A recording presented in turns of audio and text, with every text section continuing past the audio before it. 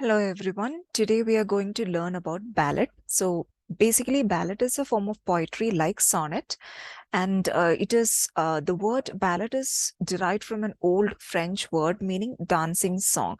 So it's a song-like poem. It is narrating a story basically. So and it has got a sense of rhythm and something it's actually an ancient form of poetry that was kind of like adopted and modernized and used by like even people, even current writers use the same form for narrating different stories or incidents.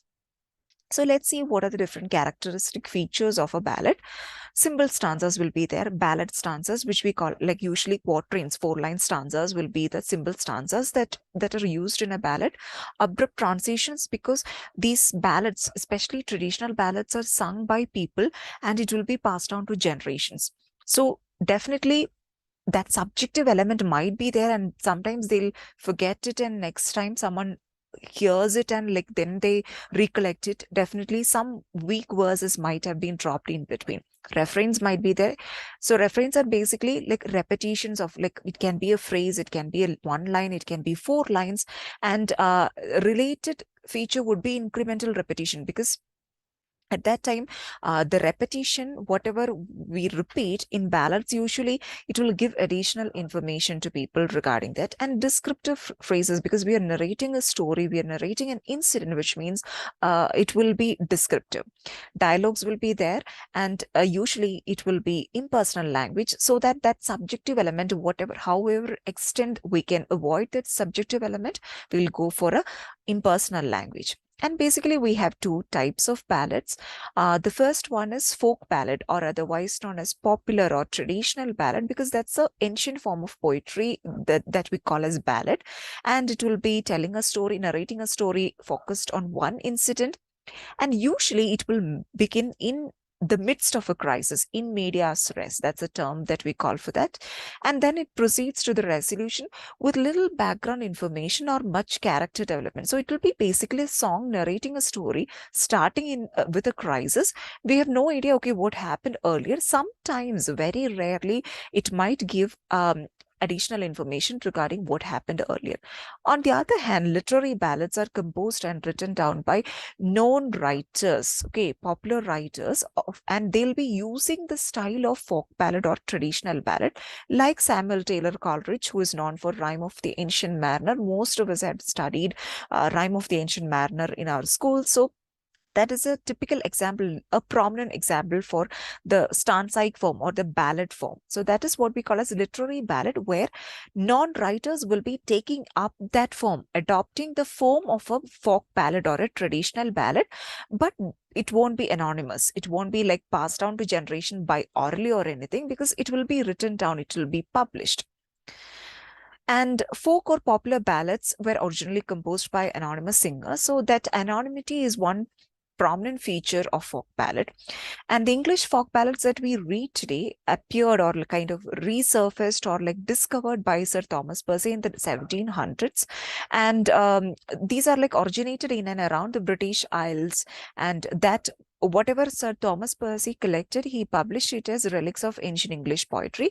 And primarily, formerly, this form of poetry ballad was written to commemorate important community events. This was a sort of like a cultural preservation in which the history, the culture, the traditions, the habits, so the social conventions of a place, of a culture, of a community will be preserved, and it will be like sung by people, like singers will be taking up, they'll be like writing a song about it, and they'll be like passing down to generations, and the future generations will come to know a little bit more about their own culture and community.